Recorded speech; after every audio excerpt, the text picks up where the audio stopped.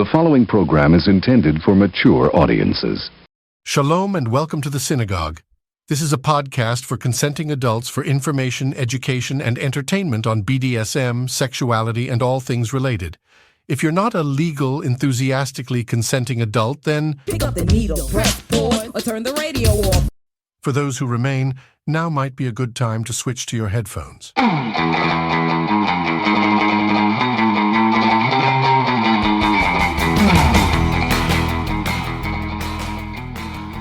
Welcome to the synagogue. I am your host. They call me the rabbi. Pretty fly for a rabbi. I put the sin in synagogue, and I am a cisgender, ambimorous, gynosexual, sadistic, bratty daddy doll. Sex therapist by day, kink educator by night, and in both these roles I help people make their kink a religious experience. While I am a mental health professional, this podcast is for educational and entertainment purposes only and is not a replacement for therapy. Seek out the assistance of a trained professional for help with your specific situation. Hosting with me today is my partner, my ADHD squirrel wrangler, my submissive, my brat, my little, my pony, or just my little pony. The Starsky to my Hutch. Little bit. Hello, everyone. This is episode number 3, and with us today is Mistress Cas to talk to us about the topic of red flags in kink. Red flags are those examples of behavior that really serve as a warning sign for future issues, and enough red flags mean you should run the other way. But how do you identify troublesome behaviors, characteristics in others before you start to suffer harm while still being open to connection? What are some of the common red flags in kink BDSM? How do I know who to trust? What are some of my own personal red flags? How do I identify risk and walk away? But first, a word from our sponsor. Mistress Cas is an intersectional scientist-practitioner, educator, love, pleasure guide, and mental health clinician who lives with her partners and dogs in San Antonio, Texas. She started her career as a public health scientist and is now a mental health professional and sex therapist dedicated to helping people understand themselves and others. She is also a fat, disabled, mixed-race, crazy, queer Leathermaster who has been active in kink and polyamory her whole life. She offers various training and workshops on mental health, relationship health, consent, and sexual wellness. She offers mental health counseling / sex therapy via her maiden name at Respark Therapy. Thank you for being here in the synagogue, Mistress Cas. Tell us about red flags in kink. Yes, welcome. Thank you for having me here today to talk about this. I think it's a great topic to introduce risk management, harm reduction, all those kind of fun to us topics in kink in a way that's a little more approachable. Red flags are, like you said in the introduction, those things that are a warning sign, right? Those things that are, troublesome. There could be things like orange flags where they're just not quite as bright red glaring as a red flag, but enough yellow flags, enough orange flags add up, and you need to pay attention. Oh, very true. So red flags, like overall, a lot of different cultures and overall society has some red flags they agree on. Things like, sexual assault, that's a big red flag. Forceful isolation, like extreme jealousy, emotional abuse, victim blaming, those things most people in most cultures would agree. Those you could take as red flags that for some like dating violence concerns or, just crappy relationship concerns. Mm-hmm. Sure. And that's a, the extreme, egregious stuff. Like, there's a lot more nuance sometimes in sex-positive spheres, especially kink spheres. So I was curious, what do you guys identify as some of your, blaring red flags in day-to-day kink community? Like, what's some of your examples? Oh, you can go first, dear. Oh, gee, thanks, hon. I know, no pressure. Oh, I'm like, he puts me on the spot in order to answer first, so that way he can come up with a better answer, I'm sure. Some of the red flags that I've come across have been, at least in the kink community, of, somebody who pushes past your limits, persons who may say that they don't have any limits, and they're like, no, truly, I really don't, and they're really flippant about it, or even flippant about use of safe words.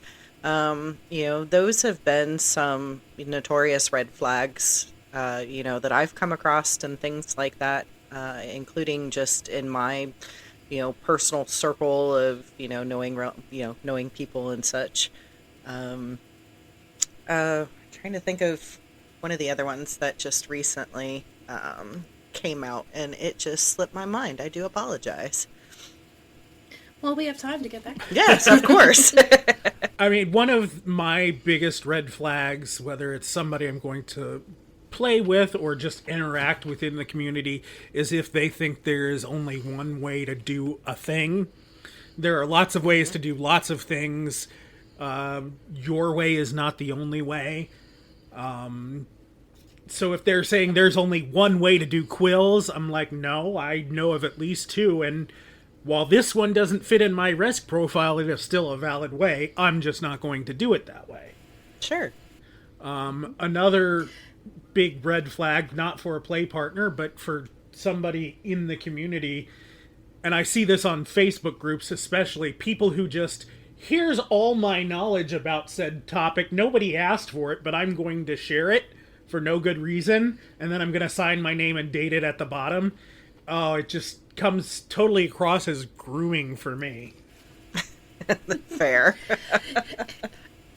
I call that like one two dom. Yeah, yeah. Yes, we do too. Anyone who thinks they have the one true way of how to do a thing, or that they're better than the zillion other ways and styles of doing a thing, that's a big red flag for me too. Yeah, even when the information they're giving out is on point, the fact that nobody asked for it and you're just out there pontificating about it for no good reason, that sends off the red flag for me. Mm-hmm. Mm-hmm. Well, and those are common examples, the ones that you a little bit mentioned, because I hear those when talking this conversation topic in kink circles all the time, that, there's no consideration for a variety of experiences and different risk profiles and limits and things like that.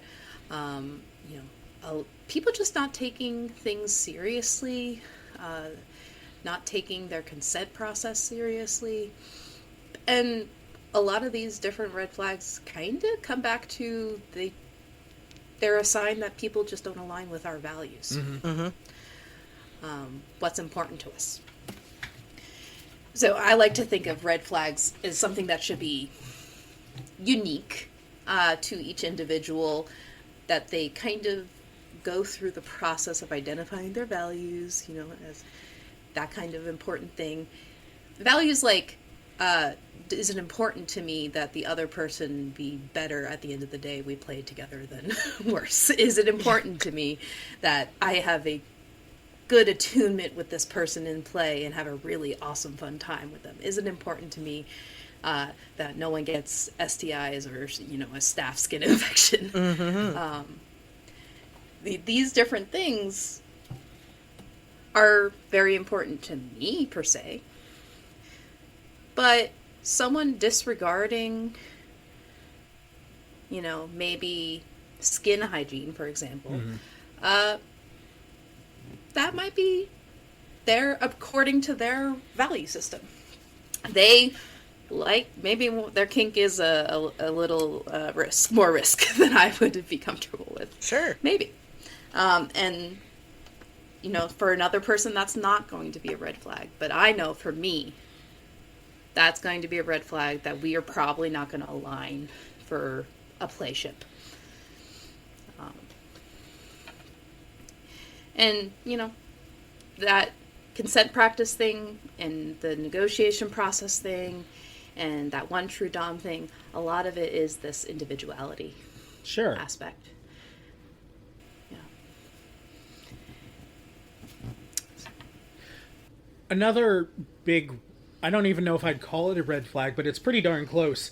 When I'm negotiating a scene with somebody, I don't fully trust them until I hear a no from them somehow.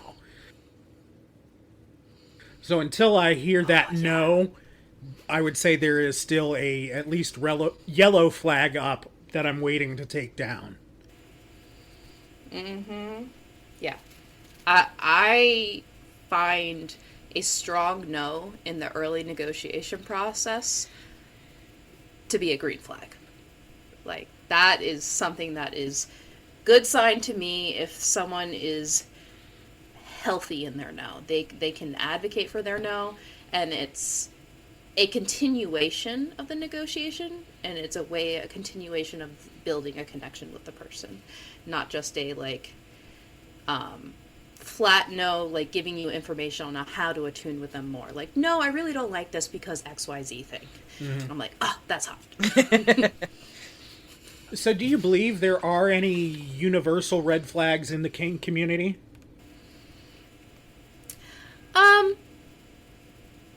I think maybe not having any active consent process, like no negotiation process, no consent practice or philosophy that you use to guide your play. If there's none of that, that might be a universal red flag.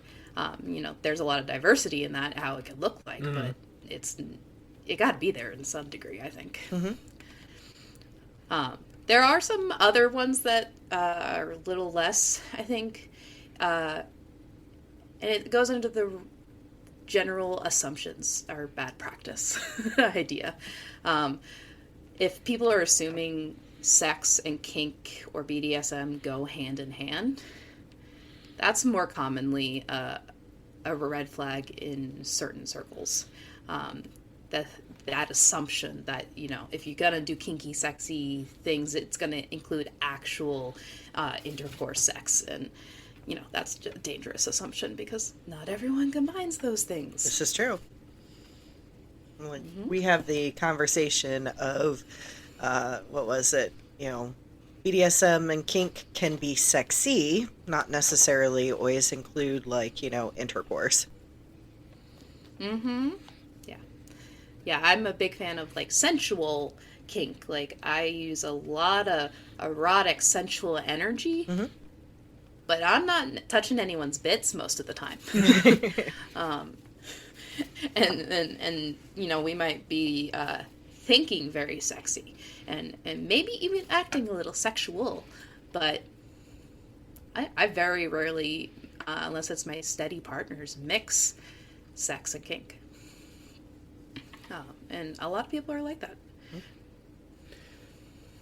So how does one go about identifying their personal red flags? I mean, I'm sure they come up all the time in the moment, but ahead of negotiation, ahead of the scene, how do you decide what those are? So it starts with that values kind of identification thing, I think. You know, identifying your risk level, your risk profile for your different types of kink play, what you want to get out of your kink play. Is it connection? Is it an orgasm? Is it some pretty marks? Those kinds of things. And then taking that value and assigning a flag of sorts to it. You know, maybe for your personal taste, when you're a bottom, you have to play 2 marks every time. Like, you need deep bruises when you get a spanking. That's like your value. You love bruises. Your red flag would probably be someone who says, you know, I'm really soft when it comes to sadism, and I don't like to go too hard. That might be a red flag for someone who's like, oh, I need bruises all the time. Fair. And you know, so it's going to be a little different for every person, but it's also important to like recognize what's the difference between a red flag and a trigger too. You know, a trigger is something usually associated with, you know, your past trauma or baggage that reminds you emotionally intensely of that trauma or baggage and kind of pulls you out of the moment. And that's something like can be inconspicuous though. That could be like, you know, your trigger is beards. Like someone in your life, your parent, your ex-partner had beard and you now are triggered by beards. That's not necessarily a red flag because it doesn't necessarily align with your values of like, you know, oh, I want deep bruises, but the beard, that's a red flag. No, that's a trigger that is not connected to red flags. So when someone throws off a red flag to you, what's the best way to handle it? Usually the first step is to remind yourself that there's not necessarily something wrong with the person who threw the red flag. It's just that you might not be the right match, the right connection. You might not get along in a play or even friend way. Recognizing that, you know, you can then allow yourself to not be so attached to you being better than this other person because like they tripped your red flag system. You know, people are going to have different risk profiles, and while as in my personal book, as long as they're taking their risk profile seriously, it's not going to necessarily make me super concerned for someone playing with them. If a universal red flag is tripped, like they don't have any consent practice, then I might, you know, see the newbie playing with them and be like, hey, have you talked? have you discussed what you're trying to get out of this moment? Especially if I was like, you know, the DM or leader in that situation.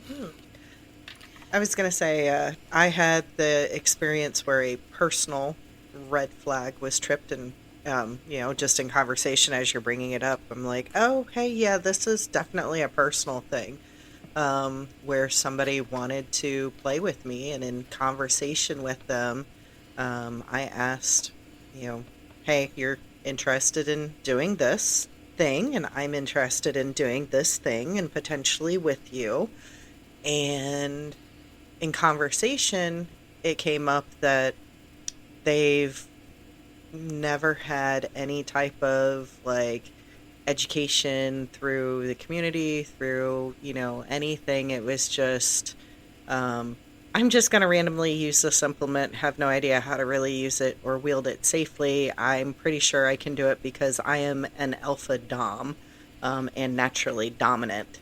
I'm like, yep, nope. I'm like, you know, my conversation with them ended up being take some more classes, actually take a class, and, you know, then take another couple of classes, and then we might, you know, talk again.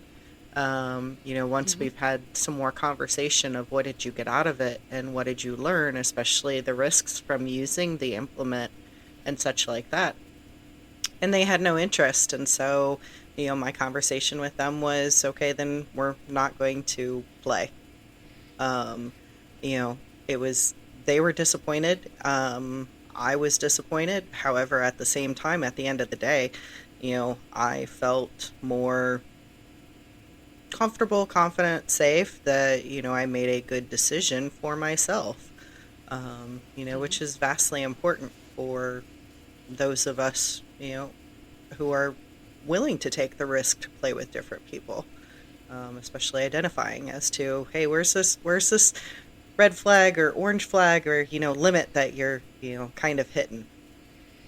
I mean, I'd also add to that, I think outside of pet and primal play, anybody who describes themselves as an alpha, that should be a red flag. Well, yeah. Yeah, for a lot of us it is.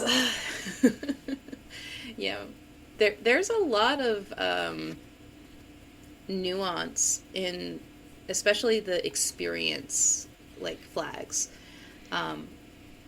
It is very understandable if you are very experienced to want to be with other people who have some sort of experience level that is, not beginner.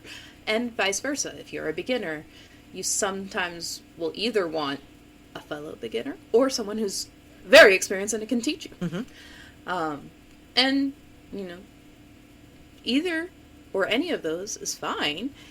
Experience levels, vary naturally, and that's okay. But not realizing that you are inexperienced, and that belittling the wisdom that comes with experience and education, that is more of a red flag to me personally. Like, I might play with someone who is more new or less experienced if they seem to take things seriously. Sure. If they seem to okay, we're going to fully negotiate this thing, and I'm going to talk and think about it and take breaks to really chew on this topic, then for me, that seriousness level kind of acts enough as a green flag to overtake the inexperienced red flag for me, or more of a yellow flag, I guess, for me. I would, and so that's a common one. Sure. I would say that, on that same vein, kudos to those of us who are willing to work with, or not work with, I should say, but play with, somebody who's, less experienced or even new to the community, and you as a more experienced person are like, okay, let's sit down, tell me what you know, what have you learned, at least give me some basics of what do you, what have you got so far, or even if it's a, hey, I haven't had the opportunity. This is my very first play party, my very first con. I'm still, taking all the classes. And, all right, well, I have somebody who's willing to be a bottom, and I'm willing to coach you as a top to at least start to walk you through some of the safe aspects of things. I mean, that stuff is amazing. And, having that person who's new sit down and, okay, let me, really take that in, that changes that red flag to, more of a caution, as you say, like a yellow, to even, closer towards that green of, all right, you're really focusing on things. And part of evaluating all of this for yourself, yes, do it in advance, please, of Sure. going to the dungeon or going to the con. Evaluate what's going to be your red flags. But I've also really liked for people to identify what I've been calling their carnival flags too. And that how I define it is carnival flags are the things that are red flags. They're red flags. They're bad for you. They don't align with your values, but you go for it every single time. That thing that is just ooh, shiny. I know that's terrible, bad boys, but I'm gonna go for it. There's a quote I have in my office from BoJack Horseman that says something to the effect of, when you wear rose-colored glasses, every red flag is just a flag. Yeah. That's a good one. If you're hungry, horny, distracted, everything's gonna be ooh, gimme. Take care of yourself too before you're going into situations where you have to evaluate, if someone aligns with you in the moment, if you're going to a dungeon, and okay, am I going to go for the first person that walks up to me because I'm just so horny and like ready to connect, or am I gonna like maybe rub one out before I go and like have a snack? So, have you personally ever had a carnival flag experience that you would be comfortable sharing with us? And Yes. So everyone has a type, right? Or a few types. My type, or one of my types, is something I've come to call a Rio Grande Valley girl. okay, I'm I'm from South Texas, and so that is, you know, a South Texas or Mexican girl that is eldest daughter trauma. And you know, that meaning they have a lot of being forced to grow up very young and forced to like take care of other people and for the betterment of their siblings or their parents or whatever. That's their flavor of baggage. I tend to go for that. And if it's combined with an experience, that's a carnival flag I need to like not like engage with. But sometimes I get pulled in. Like it's a happy shiny thing to me. And to see, you know, someone who's struggled with life like that and finally like coming out into the kink scene, embracing themselves and their authenticity and their sexuality, like it's so empowering and beautiful to see. And then I have to be like, respect from over here. You're pretty over here. Bye. where's that 10-foot pole at? I need it right now. Essentially, especially when it's combined with that like inexperience. So like if you have two yellow flags, or a slight carnival flag mixed with a red flag of like inexperience, then it's like, oh, 2 + 2 = danger. Yeah. Do you guys have any carnival flags? Oh. Not anymore. You've worked on it. Yeah, I've worked on it. Oh, I'm trying to think. I'm sure I do, but right off the top of my head, probably not for the kink community. It's something to think about. Oh, absolutely. Well, and it's also important to think about like the green flags too, the good stuff, right? Like it's not just about identifying the negatives, the things that are concerning. You need to identify the good stuff. So what are some of your green flags? Some of my green flags, I need passion. So someone who is especially intellectually passionate, like they have a thirst for knowledge, a thirst for understanding for something. They really like to chew on a subject and understand it fully. That is so attractive to me, but like of course I'm surrounded by nerds. Like it's just the nerd green flag to me. Yes. You feel that one too? Yeah, I like having, like finding those folks that I can have the deep intellectual conversations with. Granted, it isn't necessarily always waxing philosophical or anything like that, but, it hits on where I fall on intellectual conversation level type of thing. That's one of those like, oh, hey, I found like a really good happy place and I can, chill and relax and very much,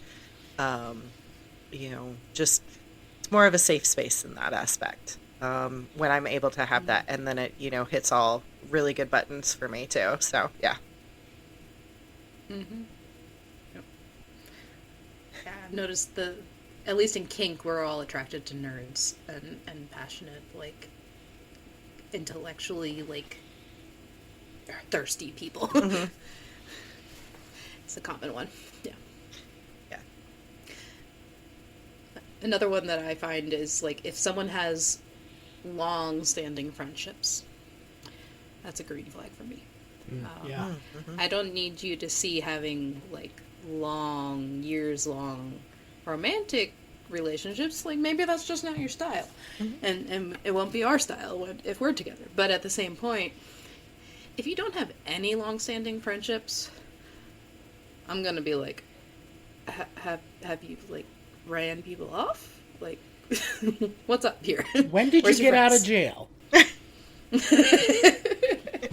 Yeah.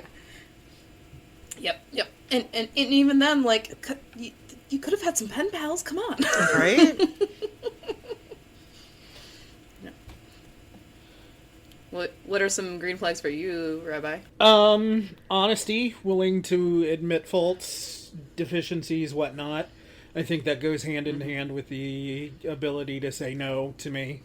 You know, people will lie to make themselves look better. They won't lie to make themselves look bad. Typically. So if I know I'm getting all the flaws and all, then I know I'm getting the truth. That's a big one for me. I'm not as picky as most with who I play with. So I don't have a whole lot of red flags. As long as I'm getting the truth, I can adapt because I like to play with people's brains. So, you know, the level experience doesn't matter so much to me. Yeah. Well, and that reminds me of like one of my other green flags, sort of at the opposite end of the spectrum. It becomes the red flag of things like self-confidence. So if someone is one of those people that says, I'm sorry all the time, I will take that as a red flag for my personal play. Because I know my own baggage, my own issues would get hella activated by, I'm sorry. And like I would feel like I am being their therapist a lot of the time. And I don't want that in my personal relationships, please. So I want to see a green flag of they have some self-sufficiency. They have some self-confidence. They have a little bit of pride, not too much pride, but enough to like get them through a negotiation and represent themselves well. What can help you turn a red flag into a green flag or make the red flag go away, however you want to put that for you?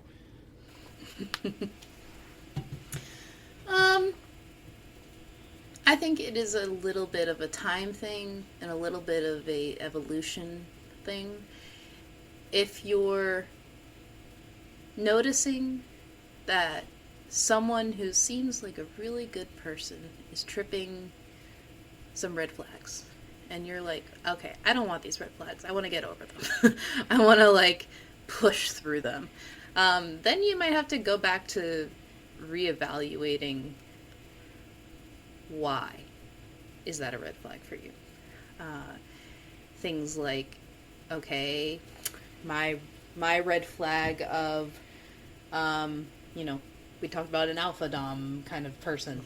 Like, maybe I meet someone who is really awesome and they just happen to use that descriptor of alpha dom. And like, I probe, like, and I ask about like the weird cultural memes associated with some of that BS with alpha doms, and they don't like take the bait. Then I can, you know, that's the data retrieval part of like morphing my value with that red flag to match up to the person that's in front of me. Realizing that like, oh, they might not actually be what concerns of me about an alpha dom, quote unquote. It's just they found a word that they kind of liked.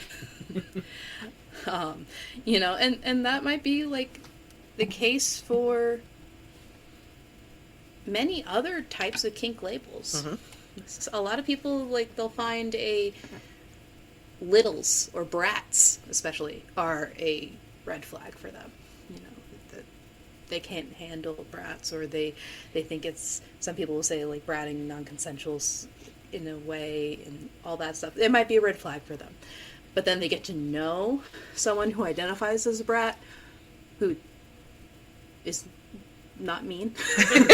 and then they can learn, like, oh, they like this label for a different reason than what I was thinking of for it. And that's like that language is a universal translator sort of thing of values and green flags, red flags. Is like we all might have different labels and philosophies, and it's important to kind of interpret that for the person. Like if they say they're a brat, it might not be the type of brats that led you to having that as a red flag in the first place. It might be totally different. It might just be fun, playful energy and not, meanie pants.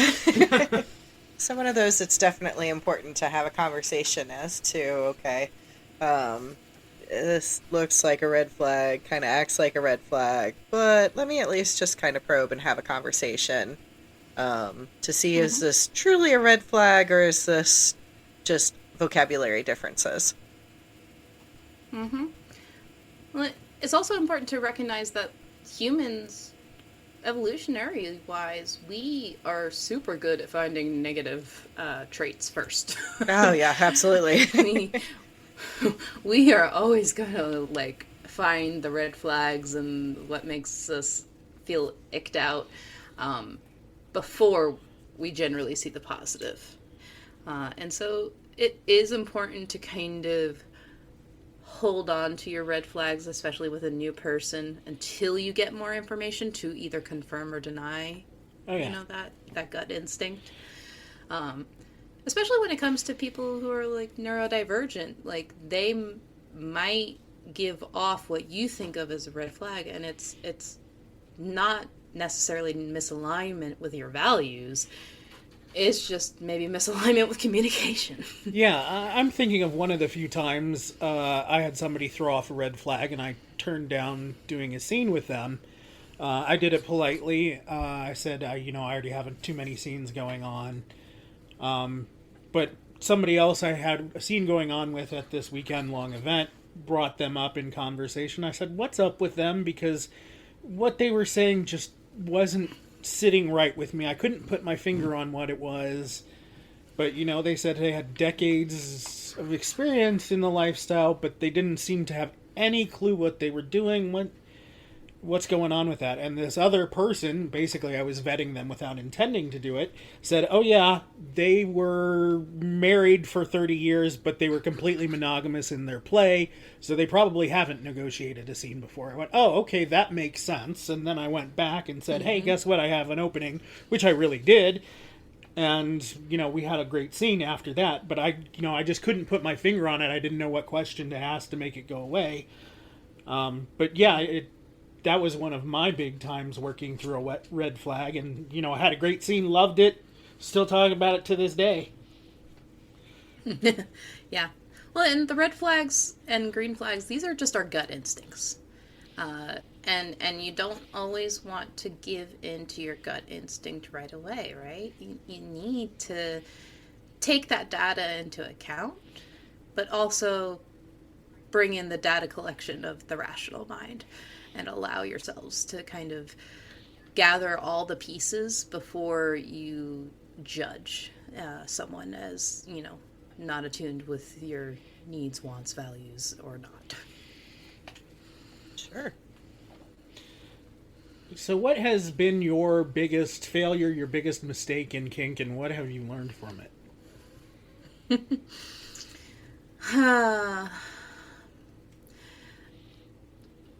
I think some of the mistake is not necessarily the right word, but more of a, like, maybe a blemish on my experiences that, maybe could have made them better is as I formed my own kink group, like a social group in my area, and as I started teaching, I kind of took on a little bit too much of the pedestal, of like expert pedestal. Like I have to, be perfect to protect my flock. I have to be perfect to educate. I have to be perfect. And you don't. You really don't. And that's going to burn you out. If you're trying to be like a leader or educator in kink or any sex positive space, part of sex positivity is being authentic and being human, and knowing that you're not going to be perfect all times, and making plans for that. And not assuming you have to do it all alone too. Like that, it's okay to ask for a lot of help, and that's honestly a good thing. Mm-hmm. So like asking for more help with community efforts, incorporating more people, more say, more diverse opinions, I think that would have probably been would have made a lot of things easier if I had learned that earlier. Fair. So what makes you different from other leaders in your space? I definitely take that authenticity stance from sex positive culture into my kink spaces. And it means my kink spaces that I host or hold are a lot more queer, a lot more diverse in relationships, genders. My circles tend to be, I think we counted the other day, a third of our circle was gender diverse at one point, and it was oh, this is very different than some of the other spaces, and I love that diversity. I think having that diversity of experience and thought and expression makes it a lot of fun. Mm-hmm.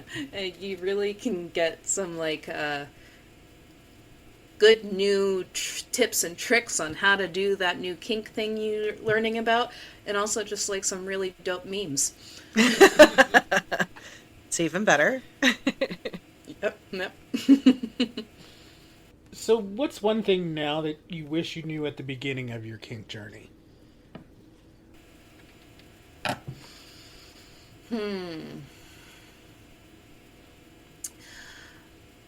It would have been nice to know a lot of the different book knowledge things. That would have been nice to do a little more book knowledge, but at the same time I value a lot of the mistakes I made. I value those as lessons. So I wouldn't necessarily change anything per se. Maybe I just would have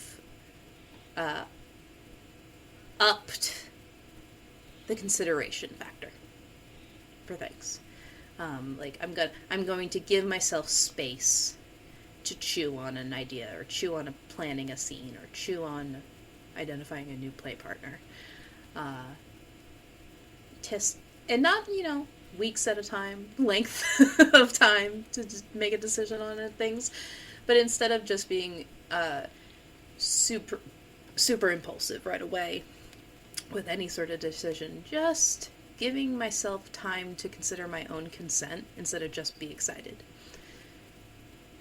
Because there were definitely some things I said yes to earlier on that a maybe would have been more appropriate, and then we would have been able to negotiate something that would have been more mutually satisfying. So we're only 3 episodes deep, and that's something that has come up in every episode so far. How does a new person avoid doing that? I'm not sure you can. One of my favorite sayings is, it's totally okay and might possibly happen where you're going to find your boundaries by running into them and breaking your nose. And the best thing to avoid an intense mistake is to take it slow. Don't put off practicing kink or playing in kink altogether. But, you know, get the babyest flogger first. And like, it's so small that, like, no matter how hard you throw it, it's not going to hurt someone. And then you learn from there, like, oh, using the handle like this feels good, and, like, hitting the falls like this doesn't feel good. But because it is an implement that cannot exude a lot of force, you couldn't necessarily make a huge, like, injury mistake, you know, the first time out of the gate. Sure. I mean, So, I guess practice, but take it slow. I mean, you could if you literally threw it, like, across the room at somebody. Yeah, but that's not how you use floggers. Well, I guess you could. You know, diversity of anything. That's where my ADHD brain went when you said throw a flogger for some reason. I mean, you could. Doesn't necessarily mean you should. Yeah, like, if you're gonna throw a flogger across the room, warn the person and try to have good aim, I guess. Oh my gosh.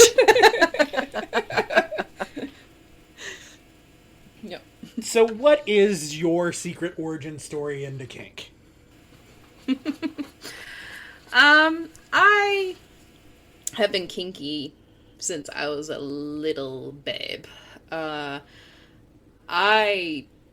grew up in New York City, and not to say that, like, I was exposed to kink. I was just around a lot of open sex neutrality or sex positivity. Sex negativity was just not a thing in what I grew up around. So, like, expressions of sexuality were not, like, a bad thing to me growing up. And my origin was started with, like, the fantasy play I would do with myself as a child. You know, sometime in the elementary school age range, I was, like, fantasizing about interrogation play. And thinking about, you know, that stuff. And then at some points I had a 6-foot-tall teddy bear. He was a great bottom.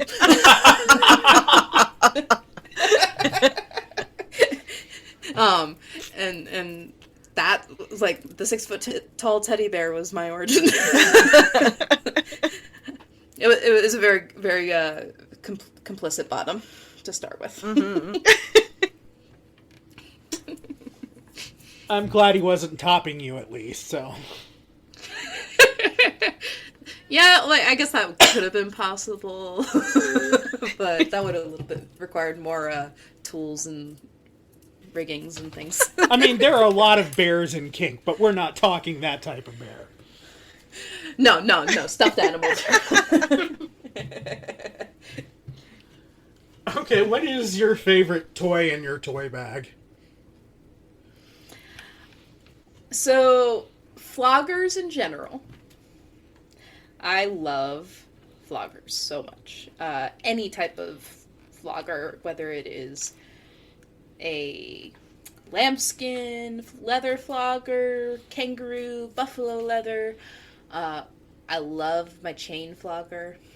My chain floggers, I have a few of them. Like, those are very near and dear to me because I just love metal. That's one of my things. But my absolute favorite is probably a buffalo hide galley whip.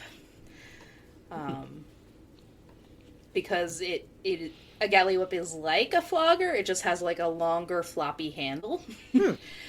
And these big heavy buffalo leather falls. So you really get it going fast because it has a long handle and a long fall. But you have this heavy oomph of the buffalo hide and the snap ability of, like, the floppy handle of, like, a whip mixed with flogger. And, like, all those together, I love it. And I'm guessing the name galley whip comes from the fact it was used on ships to whip people to row the boats or whatever. Yep. I don't know if it's true or not, but I've heard that it was, like, the favorite of, like, pirate kitchen people on the boats, like the people who ran the kitchen on the galley whip. So they would, like, use the whip to, like, get people away from their kitchen. I think that's false, but I love that story. That's an awesome story. Ooh. I like thinking of that. Like, get away from my kitchen. Oh, sorry, I had to look them up just to, because I was like, oh, I've never heard of them, but and then I'm looking at the pictures going, oh, I've seen these before. These are fabulous. Mm-hmm. Yeah. It's definitely my favorite, especially like mine, the handle is a paracord braided handle with buckshot in the handle, so it's a little heavier. Ooh. Yeah. Very nice. My favorite toy in my toy bag actually is a teddy bear. So I thought you would appreciate that. I have beat the stuffing out of it. I replaced it with construction foam. I pegged it with a wooden dowel. And now it's a fairly thuddy paddle. But it looks like a stuffed teddy bear. And it is such a mind fuck. I love the mindfuck. That's great. Yeah, I do like mindfucks a lot. one of my play partners said, you know, it's such a mind fuck, you know, you just hit me with it, but as it's coming back at me, I still expect it to be soft. Well, and that's another reason I don't always take my full toy bag with me. And if I'm like doing a like limited play sort of thing where I'm like, I don't have a scene planned, but I want to bring one toy with me, it might not be a flogger. It might be my hairbrush. Because I can like brush the bottom's hair and then spank them and then scratch them with it and then brush their hair again and be super sweet and then and they're like, ah, ow, I love it, ow. My favorite question to ask people, and Little Bit steals this to use when she's judging leather contests sometimes. If you had to have sex with one Muppet, which Muppet would it be and why? So I probably would like say like soft limit to most Muppets because I'm not actually a big puppet fan in general. But if I had to choose, probably Miss Piggy. Like I like the idea. Like she comes across as like bratty and like strong-willed and everything, but like me as Mistress Cas, I would love to like dom that.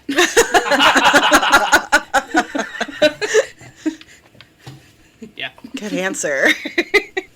It's like, oh, you big tough. Now you big soft. What is your biggest pet peeve in kink? Oof. It's probably that one Twudom thing that we kind of mentioned earlier.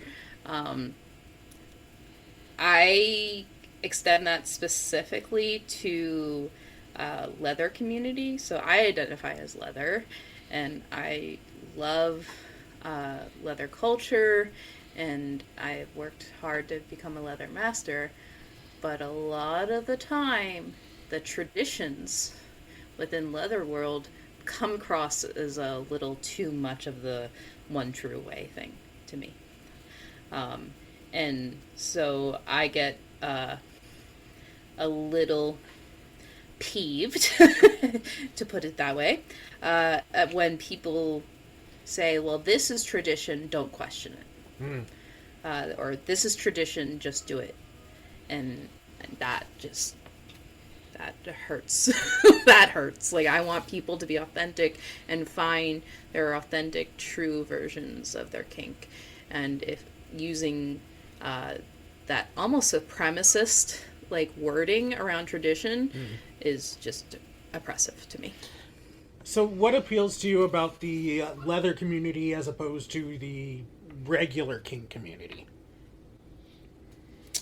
Well, for me, it started out as, like, simply a materials fetish. It started out that way. Fair. Leather. Leather is hot. Leather, yes, leather is hot.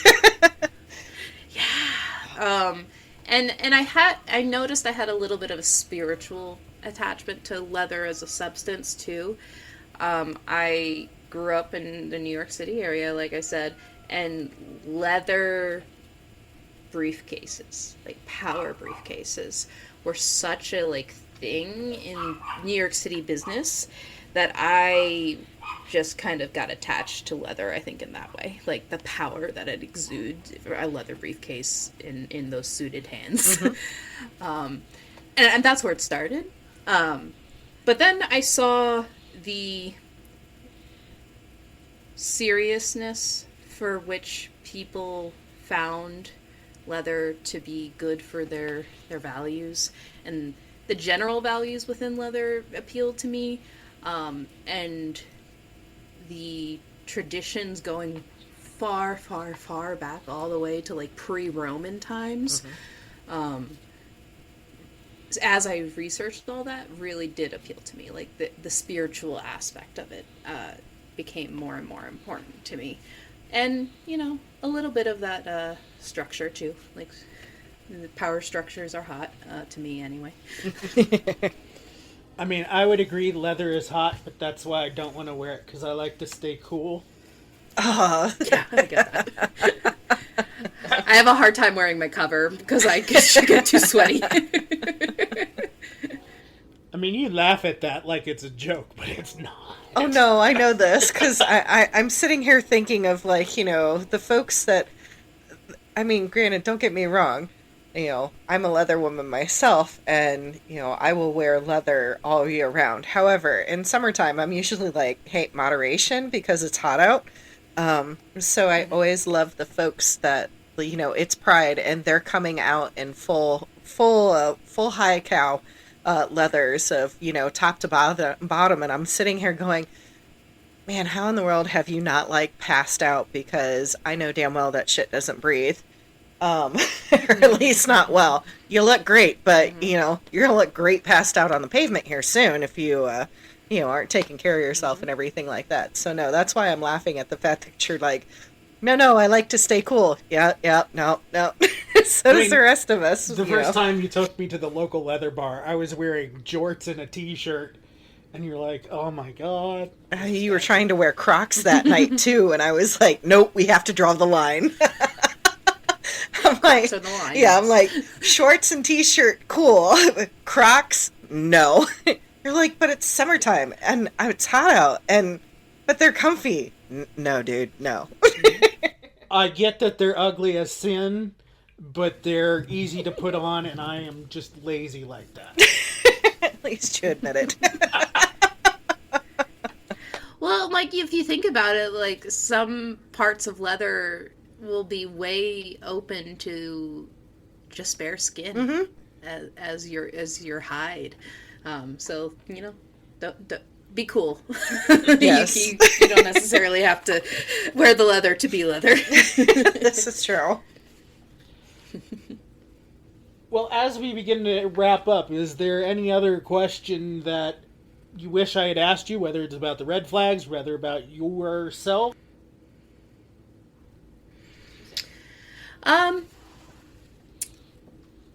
I am more curious on the different things that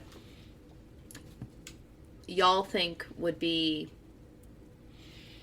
important to include in the conversation at red flags as I discuss this topic going forward. Like, is there something, a better example that came to mind that you forgot about, say, earlier? Or, you know, a subtopic that, like, has been something you feel is missing from this conversation for other times? I mean, I think... Turn it around on you. Yeah, no, I'm supposed to be asking the questions. What the hell, man? I think just, you know, emphasizing that there is not a, you know, universal red flag other than ignoring consent, that everybody's red flags are going to be a little different. Yeah, there are things that are going to be red flags for a majority of people, but there's certainly no universal.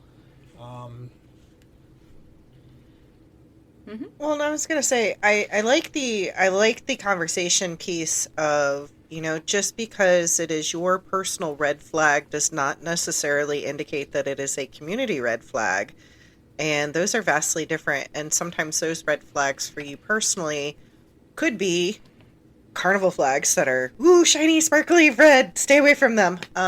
And some of them are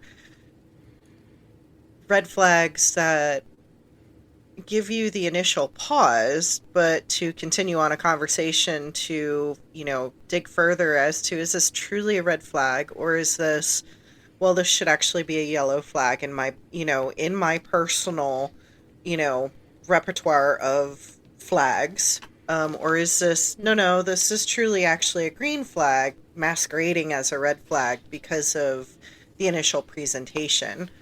I like having that conversation and it filtering from just a wide benchmark of what's a red flag is always a red flag. Well, no, not really. We live in gray. We live in the in-betweens where things depend, right? Yes, and I mean, and that's not to say that sometimes green flags can't move to being red flags, or more orange flags of, okay, it started off as a green, but in probing deeper, no, this is actually becoming a different color, and it's not a good color, at least for me personally. But then again, should something change, either a mistake happens or something, it becomes a red flag, and then, all right, we come back to the table, have conversation, and we've learned, and this person's learned, and this person has grown and evolved, and I've grown and evolved, and we come back to the table. Is it still orange or red, or has this moved back to yellow or green? And I think that's something vastly important, to recognize and to be aware of, on both sides, for an individual personally versus, what they might be taking in from somebody else, or what somebody else might be taking in for them. And understanding that we are all going to give off red flags to somebody at some point in time. It doesn't necessarily mean that those red flags mean we're toxic. It means that we've hit a boundary or a stopping point with somebody. And I think that's something important to take and carry through, to recognize and be aware of. Yeah. Oh, and that I would definitely leave on then, is that everyone's homework from this episode is to think about what people would identify as a red flag in them. For sure. Yeah, like, what about yourself would someone possibly see as a red flag, or yellow, or whatever? Because, we're not all great.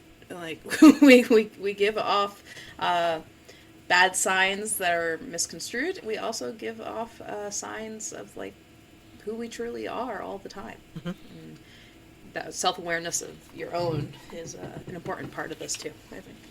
Absolutely. Sure. Oh, wait, one more thing. I'm like, because you were doing this almost, style from Screen Actor, or not, Inside the Actor's Studio. There we go. What's your favorite curse word? Huh? My favorite curse word? Yes, your favorite curse word. Oh, favorite curse word. So since I grew up in New York, it probably is chutzpah. Like, I can endorse that word.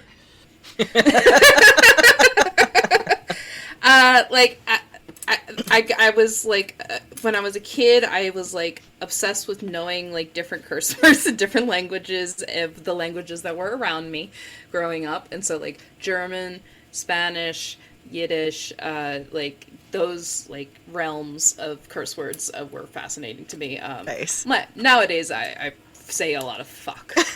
Like fuck is just a general loved word, but yeah. Probably chutzpah. Very nice. All right. If somebody wants to contact you, if somebody wants to follow you on social media, what's the best way for them to do that? So I have a variety of names because like different formatting things, but it's usually Mistress dot something like that Cas. On YouTube, I am intersectional Miss Cas. If you want to reach out to organize some training or educational work, feel free to reach out to my email at boldlycassandra with one S, at gmail.com. Find me on Instagram or the FET. I am on all those different platforms, and I love to make new connection and hear about new groups and new people out there. So feel free to reach out if you have desire to learn more. And I will drop the links you provided me into the show notes for everybody to find. Cool. But with that, thank you for coming on the show. It's been great to talk to you about red flags in kink. Thank you. For our listeners, upcoming synagogue classes are listed on our website. We have in-person and virtual on dollar store domination, chain fisting, electroplay, and a variety of others. Check out the website for details on how to attend those. But that's it. That's our show. Say goodnight a little bit. Good night, little bit.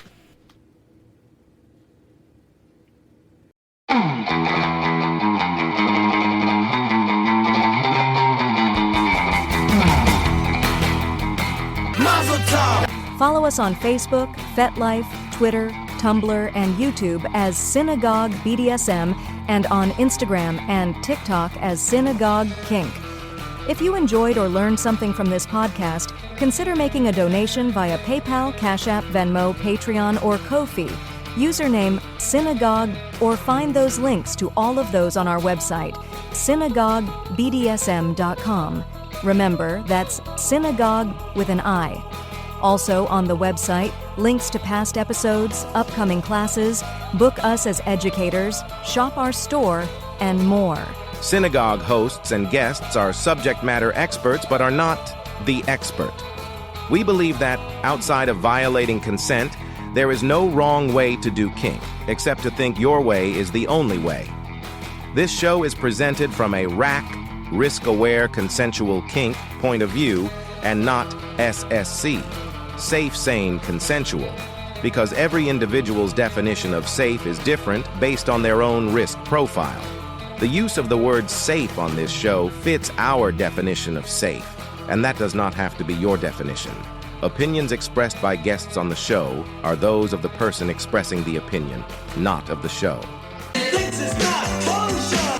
Just a reminder, we try to make our content as inclusive as possible, regardless of gender, orientation, role in the lifestyle, etc. But we do inherently speak from our own point of view. For the most part, substitute our identity with your own to make it work. We want to know when we make a mistake, so we can learn and grow from those mistakes. So if you feel like we did say something that is genuinely offensive, we encourage you to let us know. Reach out to us with your questions, comments, or concerns via our website or call us at 469-269-0403. Brought to you today by the letters and the number. San Diego High School Football Room!